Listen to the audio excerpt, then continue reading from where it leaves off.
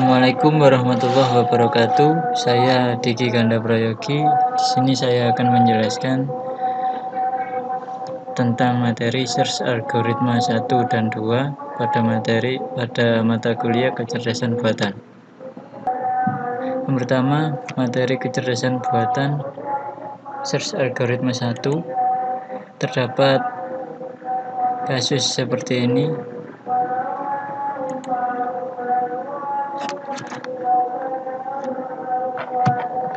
Kemudian ini adalah tree-nya, di mana S memiliki B dan A, B memiliki C dan A, C memiliki D dan Z, D memiliki Z.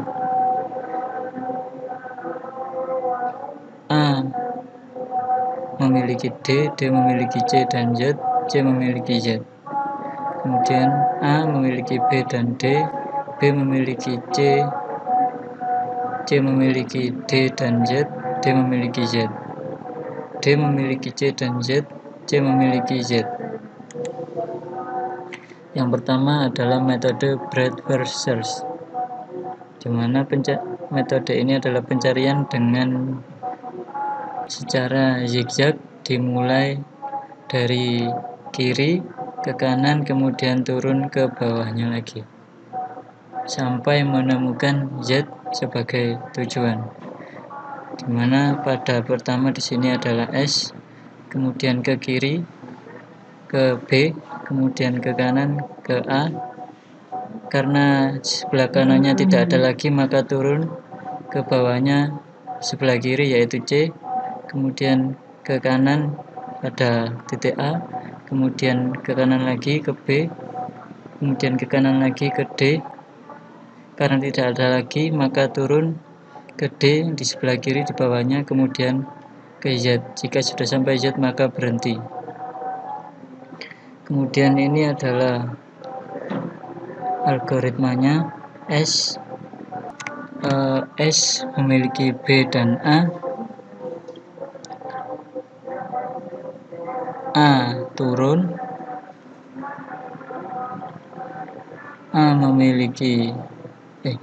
B memiliki C dan A, kemudian C turun,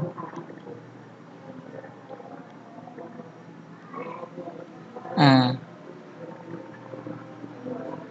turun, kemudian di sini ada B dan Z, kemudian ada DZ.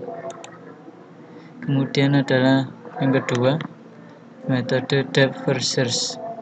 Metode ini yaitu pencarian ke dalam dari sisi paling kiri. Yang pertama adalah S, kemudian ke kiri ke titik B, kemudian ke kiri lagi di bawahnya yaitu C, kemudian ke bawah lagi D, kemudian ke Z, maka berhenti. Kemudian ini adalah algoritmanya. S memiliki B dan A, kemudian B memiliki C dan A ditulis lagi, kemudian C memiliki D dan A, dua ini turun, kemudian Z. Yang ketiga adalah metode best first search. Metode ini adalah pencarian dengan jarak terdekat. Yang pertama adalah S dengan nilai pertama 0, kemudian memilih jarak terdekat antara ke B atau ke A dengan jarak ke B2, kemudian jarak ke A 4, maka memilih ke B dengan jarak 2, kemudian B memiliki cabang C dan A, dan memilih ke A karena jarak ke A lebih dekat daripada ke C dengan jarak 1. Kemudian dari A, karena tidak ada cabang lagi, maka langsung ke D. Dari D memilih cabang terdekat lagi yaitu ke C karena jarak ke C lebih dekat daripada ke Z. Kenapa di sini Z di sini tidak berhenti? Karena jarak Z lebih jauh daripada jarak ke C. Maka dipilih jarak ke C dengan jarak 2. Kemudian karena tidak ada cabang lagi, langsung turun ke Z. Sampai sini baru berhenti dengan jarak yaitu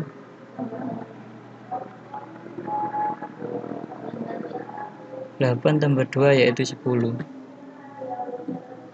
Kemudian ini algoritmanya. Pertama S BA, kemudian A turun, B memiliki A turun lagi, A ke D, kemudian D memiliki C dan Z. A ini ditulis lagi, dari Z turun, kemudian A, dan A ini ditulis lagi. Selanjutnya keempat yaitu metode hill climbing. Metode ini hampir sama dengan base versus, perbedaannya yaitu terletak pada penyimpanan data. Hill climbing tidak menyimpan data jarak yang ditempuh. Yang pertama yaitu S memilih 2 karena jarak, memilih ke B karena jarak ke B lebih dekat daripada ke A yaitu 2. Kemudian memilih ke A dengan jarak 1 karena lebih dekat daripada ke C. Kemudian langsung ke D karena tidak ada cabang lagi. Kemudian memilih ke C karena jaraknya lebih dekat daripada ke Z.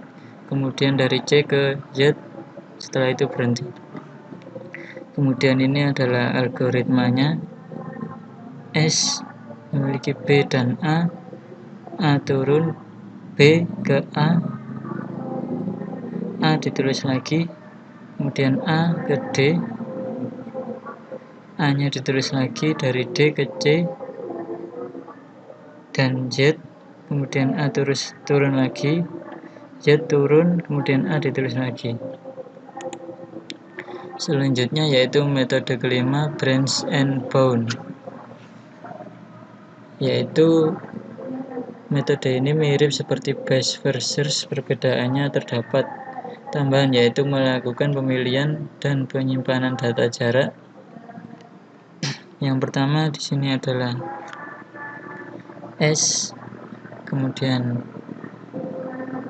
ke kiri dengan jarak 2, di sini terdapat penyimpanan data 2, sedangkan ke kanan di sini 4, sini ada 4, dan seterusnya. Kita fokus ke garis ini saja. Setelah itu dari B ke A dengan jarak 1, maka di sini menyimpan 3.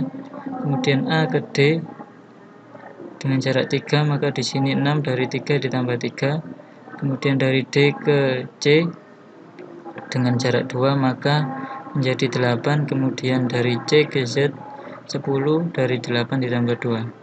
Kemudian ini adalah algoritmanya. Selanjutnya yaitu dynamic programming.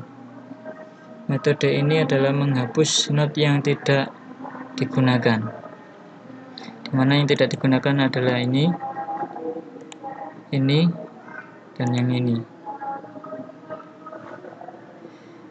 Dimulai dari titik S, kemudian ke B dengan jarak 2, kemudian ke A dari 2 ditambah 1 yaitu menyimpan 3, kemudian A ke D dengan jarak 3, maka di sini 6, kemudian D ke C yaitu 2 jaraknya, kemudian di sini menyimpan 8, dari 6 ditambah 2, kemudian C ke Z dengan jarak 2, maka di sini menyimpan 10, dari 8 ditambah 2. Dan ini adalah algoritmanya. Kenapa ini dicoret? Karena ini tidak digunakan. SBC ini tidak digunakan, dan SAB ini tidak digunakan juga. Kemudian ini ada SA SADC. SADC ini juga termasuk yang tidak digunakan, maka dicoret. Selanjutnya kita lanjut ke search algoritma 2.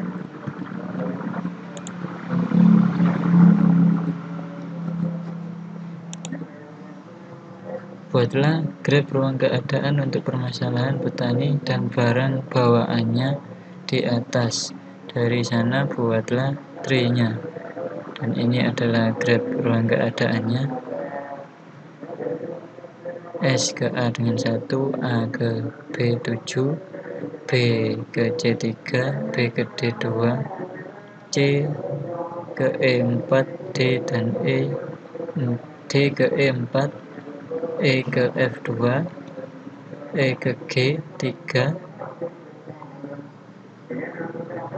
F ke H 7, G ke H 7, H ke I 1. Dan ini adalah aturan-aturannya seperti yang terdapat di sini. Dimana yang pertama adalah angsa menyeberang, yang kedua badai menyeberang, 3 serigala menyeberang, 4 angsa kembali, 5 badai kembali, 6 serigala kembali, 7 petani kembali. Kemudian ini adalah tree-nya, dimana start adalah S di sini. Kemudian S memiliki A dengan 1, A memiliki B dengan 7 di sini. Kemudian B memiliki D dan C, D memiliki E memiliki G, G memiliki H memiliki I, dan I di sini adalah goal. Kemudian B memiliki C memiliki E memiliki F memiliki H memiliki I sebagai goal. Dan ini juga aturannya. Kemudian dari tree yang telah Anda buat pada nomor 1 tuliskan perubahan path untuk mencari goal jika algoritma yang digunakan adalah depth first, di mana metode depth first adalah pencarian ke dalam sisi paling kiri. Di sini dimulai dari S sebagai start, langsung ke bawahnya yaitu A, ke bawah lagi yaitu ke B, kemudian ke sisi yang paling kiri yaitu D, kemudian ke bawah lagi yaitu E, kemudian ke bawah lagi ke G, kemudian ke bawah lagi ke H, kemudian ke I sebagai goal. Sampai sini berhenti.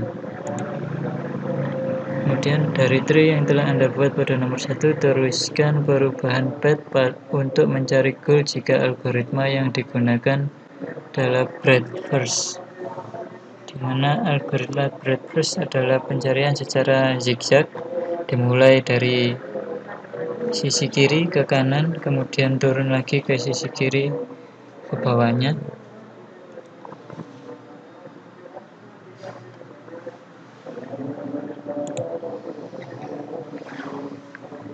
Di sini dimulai dari S, karena tidak ada cabang maka langsung ke A, kemudian turun lagi ke B. Di sini B memiliki cabang D dan C. Karena yang digunakan adalah metode breadth first, maka memilih dari sisi yang kiri terlebih dahulu yaitu ke D terlebih dahulu, kemudian ke kanan ke C. Karena di sebelah kanannya tidak ada lagi, maka dari C langsung turun ke E, kemudian ke kanan lagi ke E, terus ke bawah lagi ke G, kemudian ke kanan ke F, turun lagi ke H, ke kanan lagi ke H, kemudian turun ke bawah ke I sebagai goalnya. Kemudian buatlah graf ruang keadaan untuk permasalahan teko air di atas. Dari sana buatlah tree-nya. Ini adalah graf ruang keadaannya, di mana ada node S, A, B, E, D, C, F, G, H, I, J, K, L dengan aturan-aturannya. Di sini memiliki aturan 1, 2, 8, 10, 9, 2 dan seterusnya. Ini adalah aturan-aturannya dari mulai 1 sampai 12. Kemudian ini adalah tree-nya, dimana dimulai dari S memiliki dua cabang yaitu B dan A, kemudian B memiliki C memiliki G memiliki I memiliki K memiliki L sebagai goal. Kemudian kembali lagi di sini A memiliki dua cabang yaitu D dan E, D memiliki cabang C memiliki cabang G memiliki cabang I memiliki cabang K memiliki cabang L. Kemudian di sini not E memiliki cabang F memiliki cabang H memiliki cabang C memiliki cabang L sebagai goal dengan aturan-aturannya. Kemudian dari tree yang telah Anda buat pada nomor 4, tuliskan perubahan path untuk mencari goal jika algoritma yang digunakan adalah depth first, di mana depth first adalah pencarian ke dalam dari sisi paling kiri. Jadi dari S ke sisi kiri yaitu B, ke sisi kiri lagi ke C, kemudian ke bawah ke G, lalu ke bawah lagi ke I, bawah lagi ke K, kemudian ke L sebagai goalnya. Kemudian dari tree yang telah Anda buat pada nomor 4, tuliskan perubahan path untuk mencari goal jika algoritma yang digunakan adalah breadth first, di mana breadth first adalah pencarian secara zigzag dimulai dari sisi kiri ke kanan kemudian turun ke bawahnya lagi. Dimulai dari node S kemudian ke sisi kiri yaitu node B, kemudian ke kanan ke node A karena di sisi kanannya tidak ada lagi maka langsung turun ke bawah yaitu ke node C, kemudian ke kanan lagi ke D, karena di sisi kanannya masih ada lagi yaitu node E maka dari D lanjut ke node E. Setelah node E di sisi kanannya tidak ada lagi maka langsung turun ke G dan seterusnya sampai ketemu L sebagai goal. Kemudian suatu proses dapat dinyatakan sebagai serangkaian perubahan dari suatu keadaan ke keadaan lainnya. Tentukan urutan proses dengan biaya minimum yang memerlukan perubahan dari keadaan A ke keadaan Z dengan menggunakan metode best first, di mana biaya dinyatakan dengan jarak antara dua node.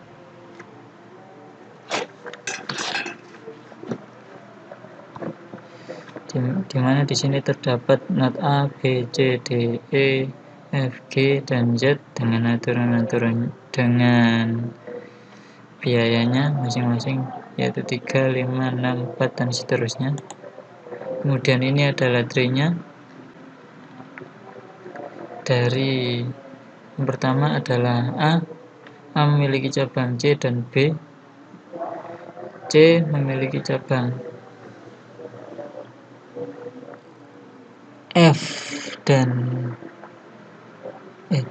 E dan B,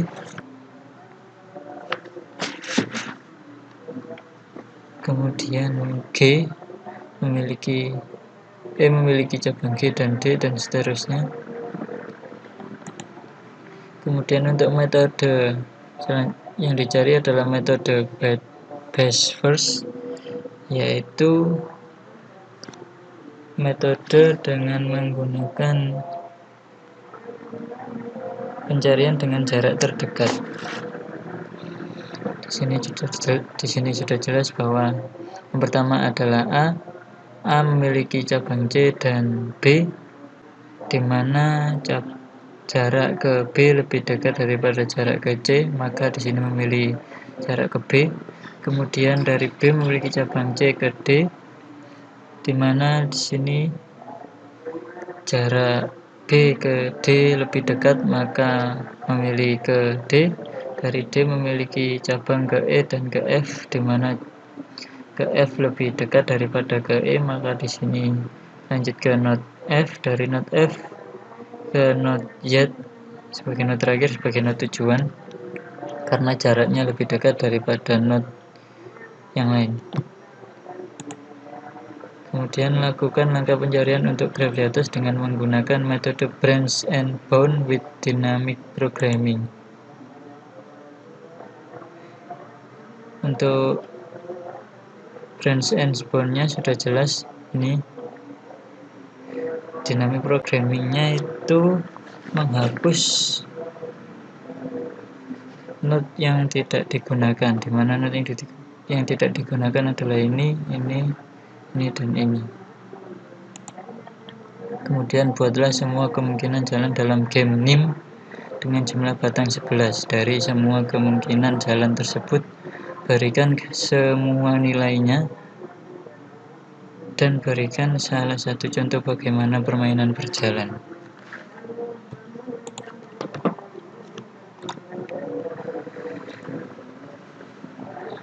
Ini adalah grade-nya, di mana game NIM adalah game yang setiap pemain harus memecah serangkaian batang menjadi 2 kumpulan, di mana jumlah batang tiap kumpulan tidak boleh sama dan tidak boleh kosong. Di mana di sini pertama adalah 11, kemudian dibagi menjadi 2 kumpulan, yaitu ada 10, 1, 9 dan 2, 8 dan 3, 7 dan 4, dan 6 dan 5.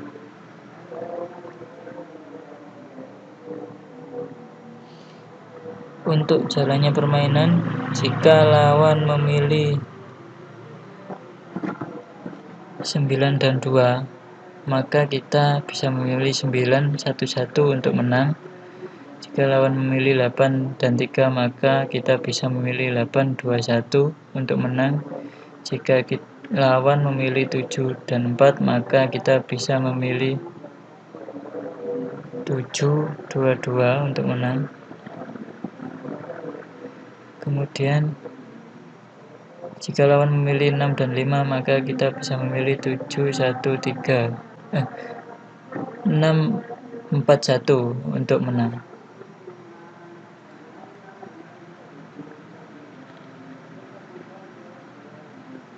Karena untuk menang, kita harus memilih kondisi yang memiliki nilai 1.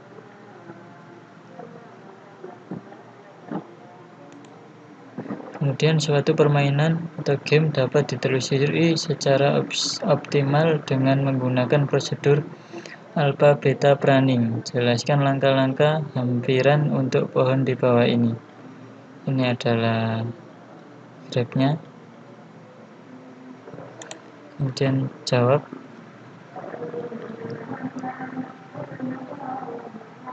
Pada level 4 dicari nilai tertinggi.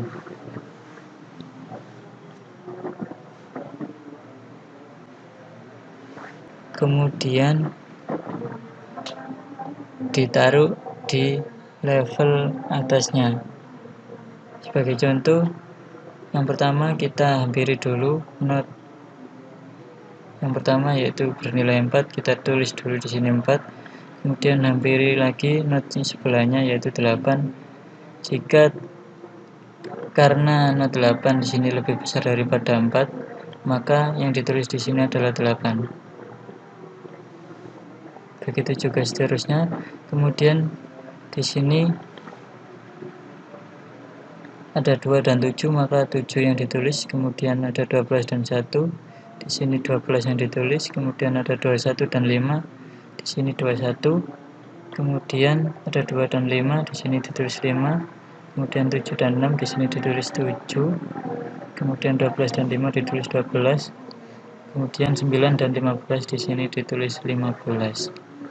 Kemudian untuk selanjutnya pada level 3 kita mencari yang terkecil untuk diletakkan di level atasnya. Jadi dari 8 dan 7 ini kita bandingkan mana yang lebih kecil, kemudian kita taruh di atasnya. Yang pertama kita hampiri dulu note 8 seperti yang tadi. Kita tulis dulu di sini. Kemudian kita hampiri lagi yang ini note 7 ini. Karena note 7 lebih kecil, maka yang ditulis di sini adalah note 7. Begitu juga seterusnya. Kemudian untuk yang level 1 itu dicari yang terbesar, dimana di sini tadi ada 7, kemudian di sini ada 12. Yang pertama kita hampiri dulu ke not 7, kita tulis dulu di sini not 7. Kemudian kita hampiri not selanjutnya yaitu 12. Karena 12 lebih besar daripada 7, maka yang ditulis di sini adalah 12. Kemudian selanjutnya juga di sini 12 lebih besar daripada 5, maka di sini adalah 12. Untuk kemudian level 0 kita langsung tulis saja di sini 12. Sekian presentasi dari saya. Kurang lebihnya mohon maaf, saya akhiri. Assalamualaikum warahmatullahi wabarakatuh.